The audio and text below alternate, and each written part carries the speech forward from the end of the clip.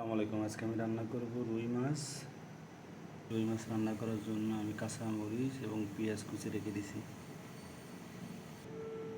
কড়াইটা গরম হয়ে গেছে, আমি এখন তেল দিয়ে দিব।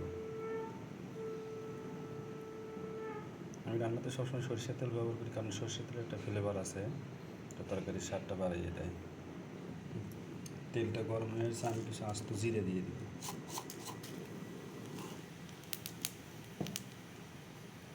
জিরেগুলো ফোটা হয়ে গেছে, এখন দিয়ে দিব পেঁয়াজ ও মরিচ।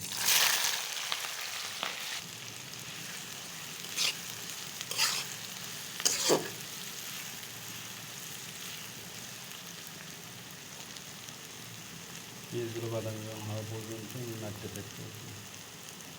পেঁয়াজের কালার চলে আসছে।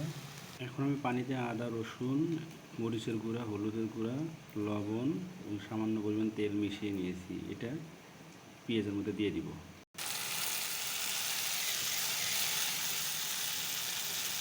পেঁয়াজের সাথে ভালো করে মিশিয়ে নেব। তারপর একটু ঢাকায় দিব। পেঁয়াজ করে দিচ্ছি, এখন আপনি মাছ দিয়ে দিব।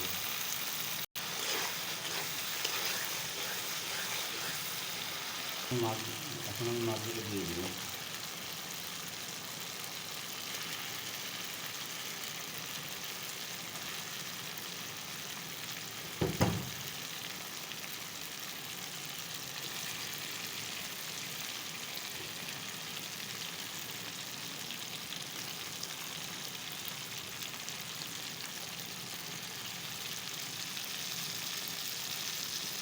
মূলত বাড়ি থেকে আসার পরে এটা আমার প্রথম রান্না।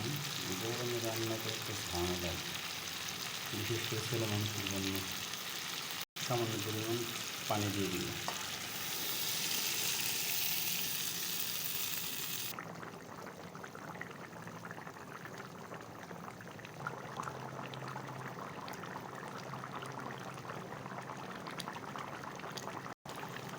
অল্প সময়ের মধ্যে এভাবে মাছ রান্না করলে আপনি সহজে খেতেও পারবেন এবং যে কোনো সময় আবার তরকারি অ্যাড করে রান্নাও করতে পারবেন। যেহেতু আমার খুঁজে লেগে গেছে, তাই আমি এভাবে সব টাইমে রান্না করে নিলাম।